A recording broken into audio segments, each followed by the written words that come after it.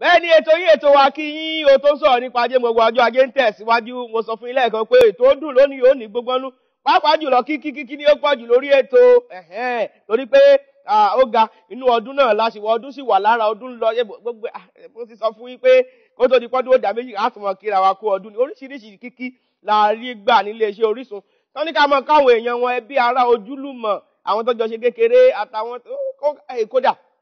bí àṣà àwọn aláṣà wọn ò ní kíni wọ́n ló yapa kíkí yapa ń bí torí pé àwọn èèyàn nínú ọdún náà láwọ gbogbo àwọn èèyàn fi kíkí ránṣẹ́ ni. Ṣùgbọ́n kí n tó lọ lábalábẹ̀ mo fẹ́ kí gbogbo àwọn olólùfẹ́ wa pátá nílé iṣẹ́ Orísun pé ẹ kú ojú wòran wa o. Ojú tẹ́ fi ń wò wa ò ní fọ́, agara ò ní dẹ́nì kọ̀ọ̀kan wa o torí pé agara ò kí ń dá Elédùmarè ọba. Ó sì sọ pé ọdún 2017 yìí á sàn wá sówó, á sàn wá sọ́mọ, á sàn wá sáìkú èyí tí í ṣe baálé ọrọ̀ ilé tuntun, owó tuntun, ọlá tuntun, ọrọ̀ tuntun, gbogbo ẹ̀pá wátá tuntun yóò mọ̀ wọnú ayé wa wá o torí pé ire báyìí lójú owó rí, ire la ó mọ̀ rí. Bẹ́ẹ̀ ni mo kí gbogbo aláṣẹ àti olùdarí iléeṣẹ́ Orísun Television àbí kí ní VMNL Virtual Media Network Limited bẹ́ẹ̀ ni látòrí aláṣẹ bámbam pátápátá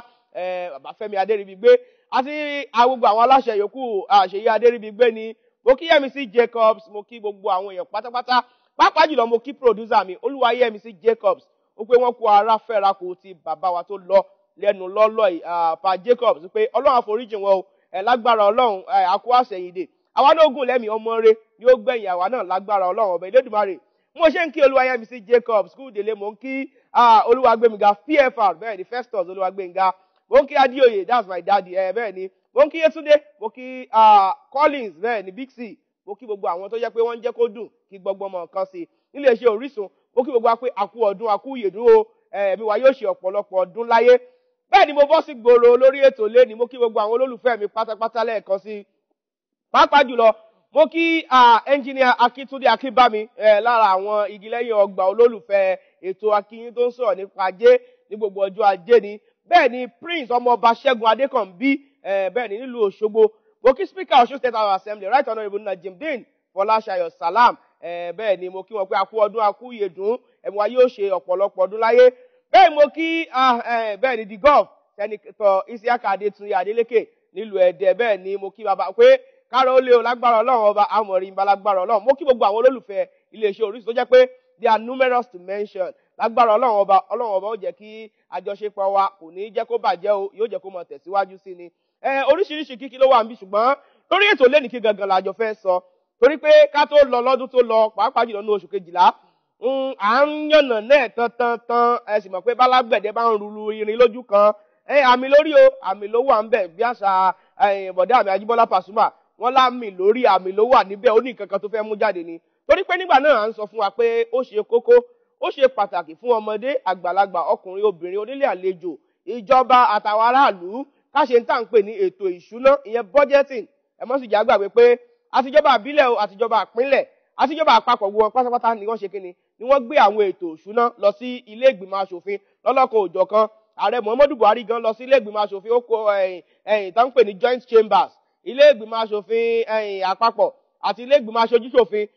wọ́n pè wọ́n pọ̀ pé àbẹ́ ètò ìṣúná rèé o ká lè mọ ibo gan la fẹ́ náwó sí àti pé kí gangan la fẹ́ fowó ṣe ní ọdún 2017 àti pé àrú àwọn owó ibo gan la ti fẹ́ rí àwọn owó ibo ni yóò ti wọlé wá gbogbo ẹ̀ là ń pè ní àbẹ́ ètò ìṣúná bẹ́ẹ̀ ni a sì ṣe bẹ́ẹ̀ lọ́dún 2017 lọ́dún 2016 a ṣàlàyé fún wa pé ó ṣe kókó ó ṣe pàtàkì pé kì í ṣe ìjọba nìkan ló yẹ kó máa ṣe ètò ìṣúná o gbogbo ẹni tó bá ti ń jí tí ń jẹ tí ń mu tí ń wọ̀ tí ń ná tí ń lò tí ń gbọ́ bùkátà kan dàbí kejì gbogbo wa pátápátá ń ló yẹ ká ṣe ètò ìṣúná torí pé ó ní iye tó ń wọlé fẹ́nìkọ̀ọ̀kan wa lówó oṣù ni tàbí lẹ́nu iṣẹ́ wa ni bóyá wages ni wọ́n ń gbà ni àbí salary ni àbí bóyá annual income ló ń wọlé fún wọn gbogbo bó ṣe lè wù kó mọ̀ wá kódà bóyá dividend ló ń gbà níbi owó tó fi invest níbì kan ni àbí bóyá interest kan ní ń wá fún wọn bì kan abáwọn owó tó ń retí gbogbo ẹ̀ pátápátá ló jẹ́ pé kíni èèyàn máa ń ṣe ètò àlàálẹ̀ bó ni mo ṣe fẹ́ ná owó iye báyìí ni ó wọlé fún mi lọ́dún 2017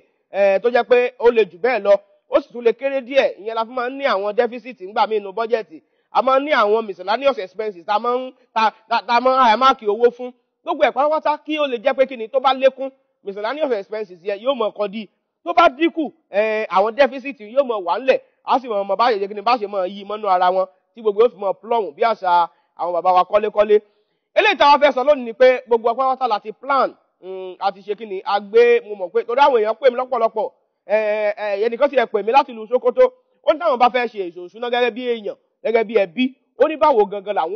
báwo làwọn ó ṣe á sì là wọ́n lóye. Àwọn kan náà pè mí wọ́n láwọn ti ṣe àwọn èèyàn kọ lórí àwọn social media wa lórí kan lọ́lọ́kan òjọ̀kan wọ́n kọ báwọn àwọn ti ṣe o àwọn ti gbé ìgbésẹ̀ lórí báwo làwọn ó ṣe ṣètò ìṣúná wọn. Eléyìí ló dá o torí pé eléyìnbó lọ wọ́n pọ̀ nú èdè wọn ní he who fails to plan has already planned to fail. Ṣé ẹ̀yin iṣẹ́ plan ni àbẹ́ ẹ plan to fail? Ìyẹn ni pé a gbọ́dọ̀ gbé ìgbésẹ̀ ká ṣe àlàkalẹ̀ báwo la ṣe fẹ́ náwó wa lọ́dún 2017.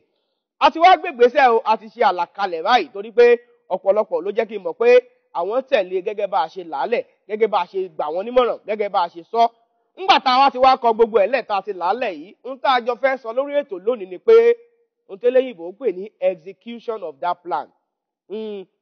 budget execution. Ńgbà tá a ti ṣàlàkalẹ̀ bó o lá ṣe ṣàmúlò rẹ̀ eléyìí la jọ fẹ́ gbéyẹ̀wò lórí ètò torí pé àmúlò ní kókó àìmọye àwọn èèyàn tó jẹ́ pé máa ń kọ nǹkan lẹ̀ wọ́n ní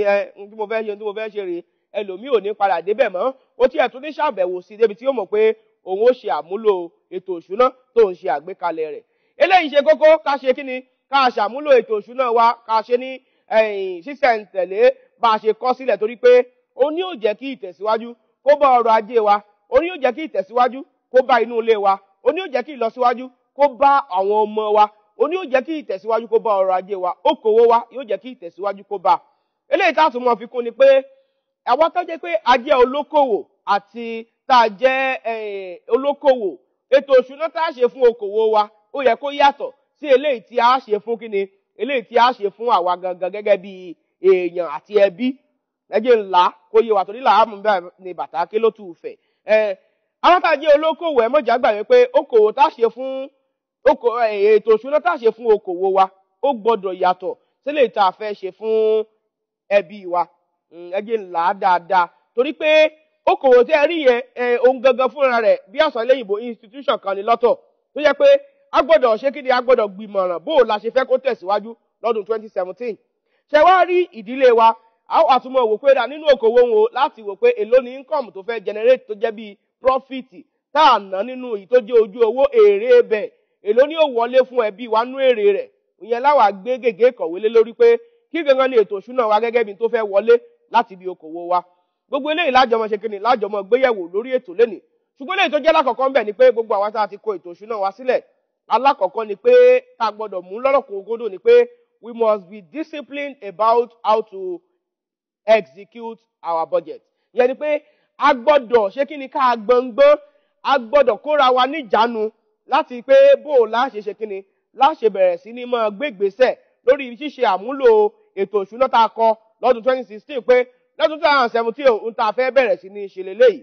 Ẹ mọ̀ jẹ́ àgbà wípé a sọ pé àwọn nǹkan kan wà nínú ètò ìṣúná tó jẹ́ pé recurrent expenditure ni recurrent expenses ni pé wọ́n mọ̀ wáyé nígbàkúùgbà kò sí bọ́dún yìí bá lọ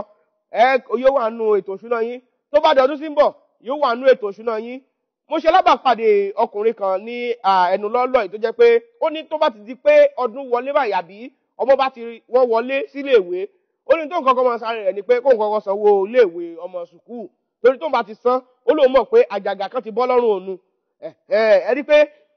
òun ti ṣe ètò ìṣúná kan ó sì ti mú ní ọ̀kúnkúndùn pé òun gbọ́dọ̀ ṣe àmúṣe rẹ̀. Ìyẹn ni pé bàbá ti ń gbé ìgbésẹ̀ pé a ti ń kọ ètò ìṣúná sílẹ̀ á bẹ̀rẹ̀ sí ní ṣe ìgbésẹ̀ bó ni ó ṣe di múmúṣẹ. Ẹ mọ̀ jẹ́ àgbàwé pé àwọn èyí tó jàjù ni pé àwọn recurrent expenses yìí ìyẹn àwọn owó tó ń wọlé tó jẹ́ pé a mọ̀ ná lọ́lọ́kọ̀ òjọ̀kan látìgbàdégbà gbogbo nǹkan pátá òun la gbọ́dọ̀ kọ́kọ́ mójútó. Bá ṣe wá mójútó gbogbo ẹ̀ la ṣàlàyé fún wa lórí ètò yìí ètò wa akínyìn ò tó ń sọ̀rọ̀ nípa ajé ní gbogbo ọjọ́ ajé ń tẹ̀síwájú lásìkò yìí ẹjá tó lọ gbọ́ àwọn táwọn èèyàn bá wa sọ nígbà tá a jáde lọ́lọ́kọ̀ òjọ̀kan nípa ṣíṣe ètò ìṣúná ṣíṣàmúlò rẹ̀ pàápàá jùlọ wọ́n kí àwọn èèyàn pé ẹ kú ọdún ẹ kú ìyèdún akínyìn lẹ́tò ètò làkínyìn ó tẹ̀síwájú ẹ kú kalẹ̀ lọ́dẹ̀.